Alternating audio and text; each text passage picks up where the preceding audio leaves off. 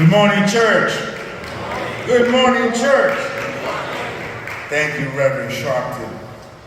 This is truly a privilege. I was here not too long ago, Reverend Burr, as we welcome a group of folks that were marching the same route that Harriet Tubman marched in the Underground Railroad.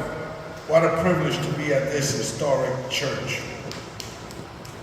See, we don't need our stories to be reinvented. We don't need our history to be reviewed and changed. Our history is determined and written by our own ink. Because you see, once I knew of this preacher who came uptown to Washington Heights when Kiko Garcia was shot and killed.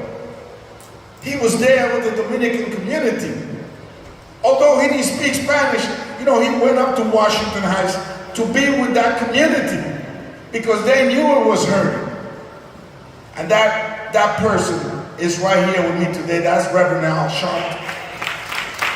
And you see, when Adriano Espaillat was shot 41 times, I knew of this man who worked and crossed the Brooklyn Bridge, and I was there with him in the front line with Dennis Rivera and with him and other great leaders of the city, because Amadou Diallo was shot 41 times in the Bronx, and that person was the Reverend Al Sharpton. And when Eric Garner was killed in Staten Island and he said he couldn't breathe, I went across that bridge and went to Staten Island right there, and I see his mom. And I stood next to that preacher who was leading that fight. And his name is Al Sharpton. And yes, Corey Watts, who's here from the Accelerated Fire, who has found this home in Nam. He comes here because there's a leader in the city that wants to have everybody under the same tent, and that leader's name is Al Sharpton. And yes, we need to be careful of fair weather friends that come around and say that the rent is too high, but they're the ones that are driving up the rent. They are the gentrifiers.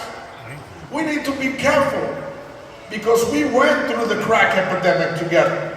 We're going through the opioid epidemic together. And we have a historic coalition, Reverend, a black, brown, and labor coalition that was first put together by David Dinkins. That is the Al Sharpton Coalition. That is the coalition of Harlem and Washington Heights and the Bronx. And we're going to work together to ensure that that coalition stays strong.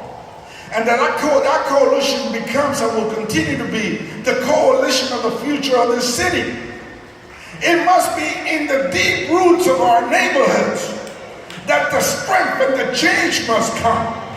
It cannot be parachuting in the middle of the night by fair weather friends. We will work together. And I'm happy to have Assemblyman Jordan Wright. For far too long we should have been working closer together.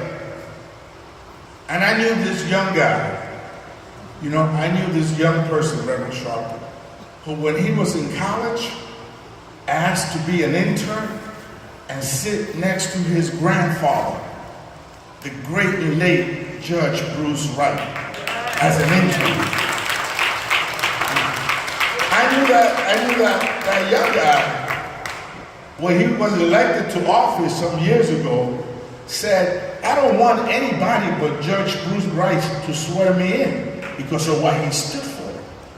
In fact, I knew that young guy so well, better than anybody else here in this church, because Reverend Sharpton, that young guy was me. And so now I ask you to support me, to build and support the Black and Brown Coalition, the Labor Coalition, the David Dinkins Coalition, the Al Sharpton Coalition. That's the coalition that's going to drive this city forward. And we stand here together one more time. Let no one divide us. Don't be discouraged. Don't be deterred. Don't dismay. We are a strong coalition of New Yorkers. We know our past, and that makes us stronger because we now know our future. And our future is to hold hands together and say, we shall overcome. God bless you and keep the faith.